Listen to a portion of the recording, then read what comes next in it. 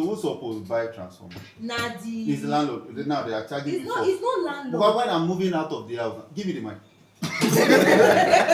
You can't just expect your landlord to fix everything.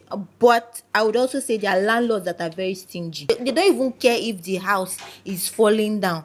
They will just want you to fix everything yourself, fix everything. Because I've experienced that before. I called the landlord and the landlord was like, "Oh, so what do you want me to do?" I'm like, "This is a major repair." What do you think should be responsible for repairs? Is it the tenant or the landlord? Depends on the damage. There is Art of God where it just happened, thunder strikes and it breaks your wall and the house collapse. So landlord will not expect you to come and do that. He has to go and meet God to come and repair his house. And then there's a caution fee where they take from your what they call it now. In case of damage, you damage the house when moving out, so they will take the repairs from your caution fee. And I think there's landlord part and there's a tenant part. I'll say both too, because at the end of the day, you can't just expect your landlord to fix everything.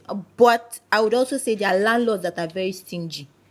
That the moment the money enters their pocket, they would not bother. They don't even care if the house is falling down. They will just want you to fix everything yourself, fix everything. Because I've experienced that before.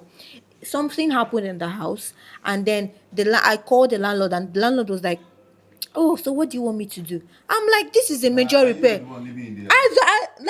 This is a major repair. You don't expect me to use my money to fix it.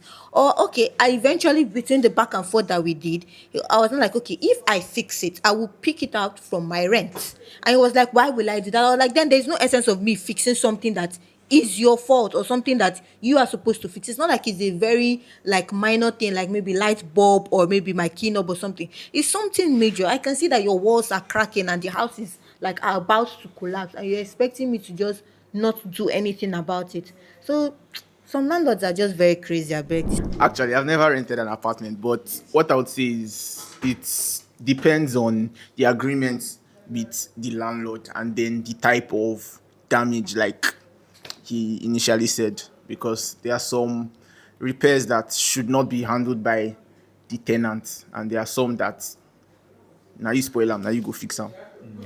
Then the prior agreement you had when you were moving into the house. So I think at some point you should discuss with your landlord before you move in. Okay, in case of, let's say your roof fall down inside my house now, what is it, you that will fix it or me that will fix it? Because so that when the time comes you can say, but we discussed this earlier and you said you'll be the one to handle the repairs. Please, everything should just be stated out and the agreement should be written. It should be written, not verbal. Write everything down. Don't know what will happen. That's the thing. You don't know what will happen. But like the very major things. Look at the house. It has a roof. If it drops, who takes care of And it? then who's supposed to buy transformer? Who's supposed to buy transformer in my? I need to know that. Because that is very, very important. Your house get one transformer. The transformer is it for your house? The estate now. So, yeah, the People wey dey live for estate, also wey no dey live for estate, na transformer wey dey power 1,000 houses inside that place. So who's supposed to buy transformer? It's the landlord. Now they are charging It's you not. for. It's not landlord. Because when I'm moving out of the house, give me the mic. So am I the one that's supposed to pay for transformer? Because when I'm moving out of that house now, is the transformer, what will happen to the transformer that I paid for? I think that's Because in my estate now, they are asking me for almost close to 300,000 naira now. They are contributing money to buy a new transformer. So in my estate. And I asked the landlord, and landlord said no, that we should take care of it, that we are the one to enjoy it. When Dogongada, I will call the name. When Dogongada had issue with transformer, every house, they said, in fact, every roof is supposed to pay 10,000 naira.